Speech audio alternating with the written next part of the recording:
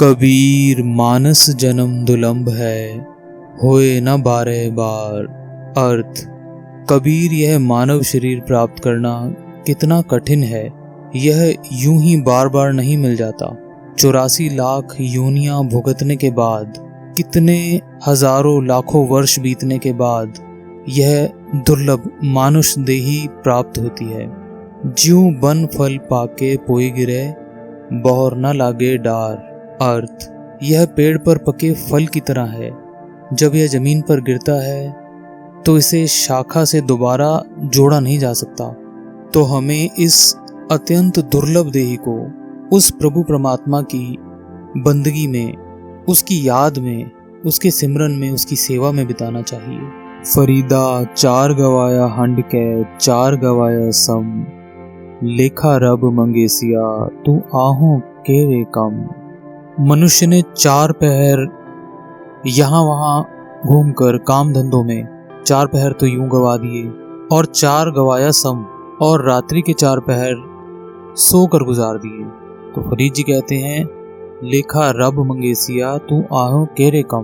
तो जब मनुष्य देही की समाप्ति हो जाएगी, जब ये शरीर नहीं रहेगा, तो वह प्रभु परमात्मा वो लेखा मांगेगा कि तूने क्या काम किया, भेजा तुझे किस लिए था और तूने काम क्या किया। और गुरु अर्जन देव जी महाराज कहते हैं, फफ्फा फिरत फिरत तू आया, फिरता फिरता 84 लाख योनि में फिरता फिरता, इतने दुख कष्ट झेलता हुआ, इतने बरसों बाद, इतने हजारों वर्षों बाद तू आया। फफ्फा फिरत फिरत तू आया, दुर्लभ देव कलयुग में पाया। दुर्लभ देह, इस भयंकर कलयुग के समय में तुझे दुर्लभ देह, मनुष्य देही मिल गई है। फिर यह अवसर चरे ना हाथा, यह अवसर बार बार मिलने वाला नहीं है। महाराज जी कहते हैं, फिर यह अवसर चरे ना हाथा, यह अवसर हाथ नहीं चढ़ेगा, दोबारा मिलेगा नहीं। नाम जपो तो कटिए फांसा, केवल एक प्रभु परमात्मा का नाम जपने से ही ये महाभयंकर फांसी, जम की फांसी जो है, मनुष्य देह को सफल करने वाली शक्ति जो है, वह केवल नाम में है। नाम जपो तो कटिए फांसा, इस फांसी से हम नाम जप कर ही बच सकते हैं। फिर आवन जान न हुई, नाम जपने से बार बार आना जाना नहीं होगा। एक कहे एक जपो जप सोई, उस एक परमात्मा का नाम ही जपो। एक कहे एक जपो जप सोई, करो कृपा प्रभु करने हारे। हे मेरे परमात्मा करने हारे, सब कुछ तू ही करने वाला है। करो कृपा प्रभु करने हारे, मेल लेओ नानक बेचारे। देखिए कितने कमाल की बात है। गुरु नानक साहब स्वयं निरंकार होते हुए भी हम कलयुगी जीवों को बेनती सिखाने के लिए यह बात बोल रहे हैं, करो कृपा प्रभु करने हारे, मेल लेहो नानक बेचारे। स्वयं को बेचारा बता रहे हैं। ये उन्होंने बेनती हमारे लिए की है कि हमें किसी तरह उस परमात्मा को याचना करने की जांच आ जाए, शिक्षा आ जाए कि कैसे बेनती करनी है। भाई गुरदास जी सिख पंथ के वेद व्यास में बताते हैं कि ये कितना दुर्लभ इस मनुष्य देह को कैसे सफल किया जा सकता है। भाई गुरदास जी कहते हैं, चिरंकाल मानस जन्म निर्मूल पाए, सफल जन्म गुरु चरण शरण के।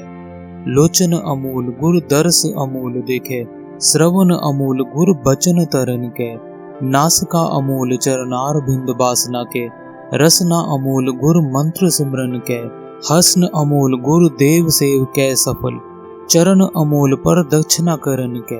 भाई गुरदास जी बताते हैं, चिरंकाल मानस जन्म निर्मूल पाए। चिरंकाल, अत्यंत बहुत बड़े समय के बाद हमें ये मनुष्य देह प्राप्त हुई है। तो सफल कैसे हो?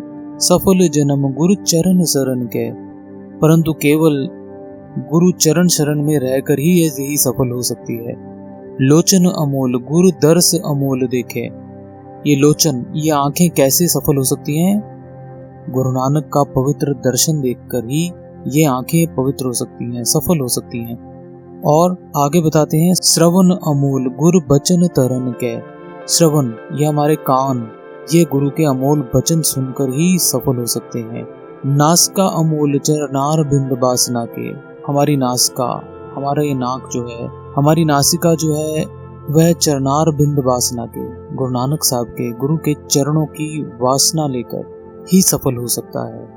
रसना अमूल गुर मंत्र सिमरन के। हमारी रसना, ये जुबान, यह कैसे सफल हो सकती है बताते हैं। रसना अमूल गुर मंत्र सिमरन के, गुरु मंत्र का सिमरन करके ही ये रसना सफल हो सकती है। हसन अमूल गुर देव सेव कै सफल, हसन अमूल गुर देव सेव कै सफल। ये हाथ, ये इतने अमूल हाथ, यह गुरुदेव की सेवा करने से ही सफल हो सकते हैं। और चरण अमूल पर दक्षिणा पेरन के, हमारे जो ये चरण, हमारे जो ये पैर हैं, यह गुरुदेव की प्रदक्षिणा करने पर, परिक्रमा करने पर ही सफल हो सकते हैं। सत्संग में जाने से ही सफल हो सकते हैं। अंतर गुर आराधना जेहवा जप गुरु नाओ, नेत्री सतगुरु पेखना श्रवणी सुरना गुरु नाओ। सतगुर से तीरत्या दरगह पाइए ठाओ, कहो नानक कृपा करे जिसनु एह वथ दे। जग में उत्तम काढ़िए विरले केई के। तो इस प्रकार से अंतर गुर आराधना, अंतः मन से गुरु की आराधना करना। अंतर गुर आराधना जेहवा जप गुरु नाम, इस जेहवा से गुरु का पवित्र नाम जपना। जेहवा जप गुरु नाम। नेत्री सदगुरु पेखना, अपने नेत्रों से गुरु का पवित्र दर्शन करना। नेत्री सदगुरु पेखना श्रवणी सुनना गुरु नाओ, अपने कानों से श्रवणी सुनना गुरु नाओ, अपने कानों से पवित्र गुरु का शब्द सुनना।